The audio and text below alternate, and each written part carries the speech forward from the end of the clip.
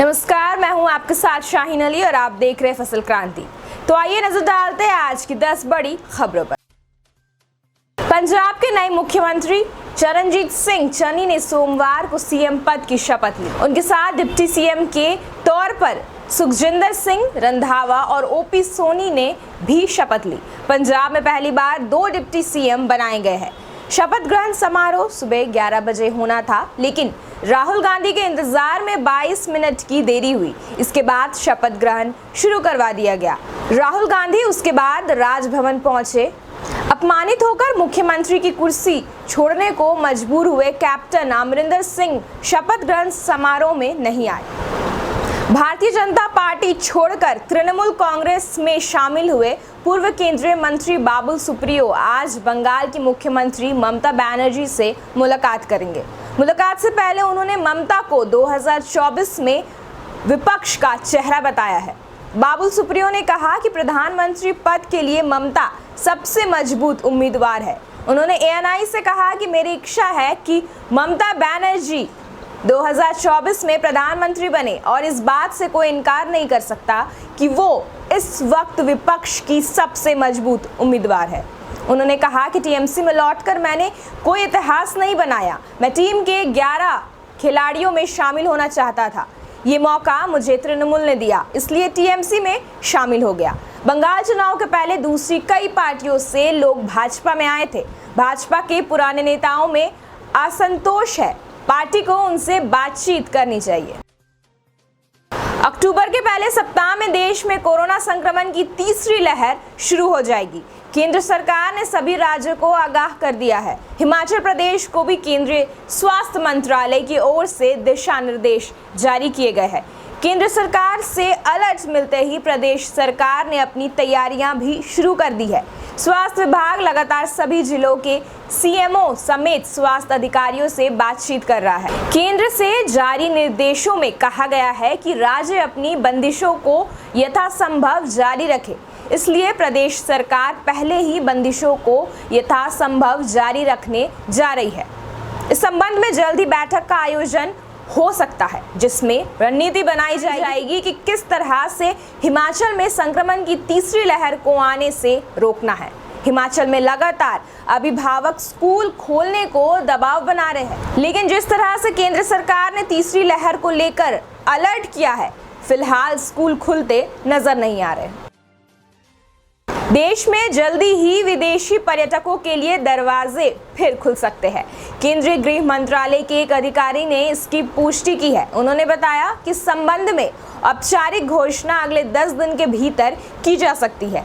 Corona महामारी के कारण मार्च 2020 में विदेशी पर्यटकों के भारत आने पर प्रतिबंध लगाया गया था। हालांकि इससे टूरिज्म, हॉस्पिटैलिटी और एविएशन सेक्टर पूरी तरह चरमरा गया।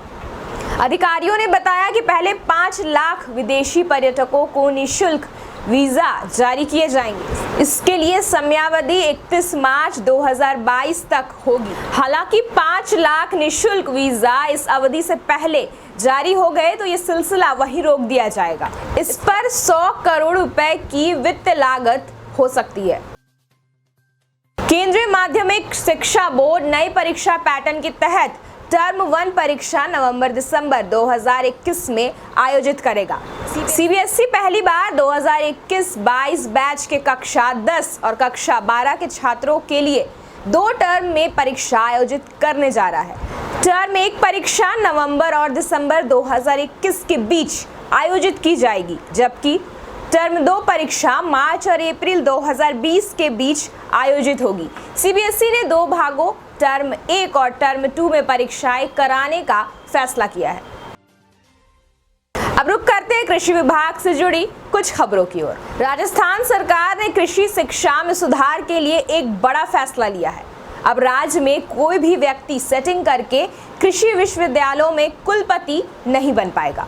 ना तो नौकरशाही उसकी मदद कर सकती और ना सत्ता में बैठे नेता। जो इस पद पर रहने लायक होगा वही इस प्रतिष्ठित पद का हकदार होगा। इससे शिक्षा के स्तर में सुधार आएगा और कुलपति बनने के लिए सियासी लोगों की मदद काम नहीं आएगी।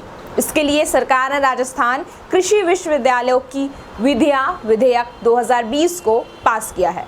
इस विधेयक के पास होने के बाद कोई भी व्यक्ति कुलपति के रूप में नियुक्त किए जाने के लिए तब तक पात्र नहीं होगा जब तक कि वो किसी विश्वविद्यालय या महाविद्यालय में कृषि शिक्षा में आचार्य के रूप में न्यूनतम 10 वर्ष तक ना पढ़ाया हो, या फिर वो व्यक्ति किसी प्रतिष्ठित शोध या शैक्षणिक प्रशासनिक संगठन में किसी समकक्ष पद पर 10 वर्ष का अनुभव रखने वाला हो।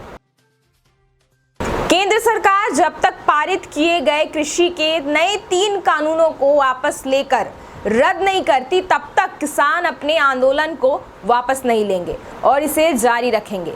ये विचार रविवार को फेज 8 स्थित लेट्स एजुकेटेड पंजाब की ओर से आयोजित महापंचायत के दौरान संयुक्त किसान मोर्चे के सदस्य और भारतीय किसान यूनियन प्रधान बलबीर सिंह राजेवाल ने अपने संबोधन में कहा। दूसरी ओर शहर में महापंचायत का आयोजन सोनिया मान की देखरेख में आयोजित किया गया। इसमें भारी संख्या में किसान शामिल हुए। अब किसानों को आलू की अगेती फसल में लगने वाले झुलसा रोग को लेकर बहुत परेशान नहीं होना पड़ेगा। इससे जैविक रोकथाम का तरीका मिल गया है। किसानों को कम खर्चे में ही इस रोग से छुटकारा मिल सकेगा। ये दावा प्रयागराज निवासी आशुतोष तिवारी ने किया। वह आचार्य नरेंद्र देव कृषि एवं प्रौद्योगिकी विश्वविद्यालय कुमारगंज अयोध्या के बायोटेक्नोलॉजी डिपार्टमेंट के शोध छात्र है। आशुतोष कहते हैं कि डॉक्टर आदेश कुमार के निर्देशन में वो रिसर्च कर रहे हैं। अब तक के अध्ययन में स्पष्ट हुआ है कि आलू की फसल को झुलसा रोग से बचाने के लिए बैसिलस सीरियस नामक जीवाणु कल्चर का प्रयोग किया जाना लाभकारी है। इसके प्रयोग से जैविक खेती कर रहे किसानों को अगेती झुलसा के लिए रासायनिक दवाओं का प्रयोग नहीं करना पड़ेगा। ये जीवाणु कल्चर 99% प्रभावशाली है। इसका खर्च भी रासायनिक दवाओं की अपेक्षा बहुत कम आएगा। इससे किसानों की आय बढ़ाने में भी मदद मिलेगी। इस कल्चर से निर्मित खाद का प्रयोग छिड़काव के रूप में किया जाना चाहिए। अब नजर डालते हैं खेल जगत और बॉलीवुड से जुड़ी कुछ खबरों की ओर। इनकम टैक्स डिपार्टमेंट की 4 दिन तक चली रेड के बाद पहली बार अभिनेता सोनू सूद की सफाई सोशल मीडिया में सामने आई है। सोनू ने ट्वीट में लिखा है, हर बार आपको अपनी तरफ की स्टोरी नहीं बतानी पड़ती है, वक्त बताएगा। सोनू ने पोस्ट की शुरुआत में लिखा, सख्त राहों में भी आसान सफर लगता है, हर हिंदुस्तानी की दुआओं का असर लगता है। आज के लिए बस इतना ही। आगे मैं ऐसे ही आपको और भी अपडेट्स देते रहेंगे। तब तक के लिए बने रहिए हमारे साथ और देखते रहे फसल क्रांति। अब मुझे दीजिए इजाजत। धन्यवाद।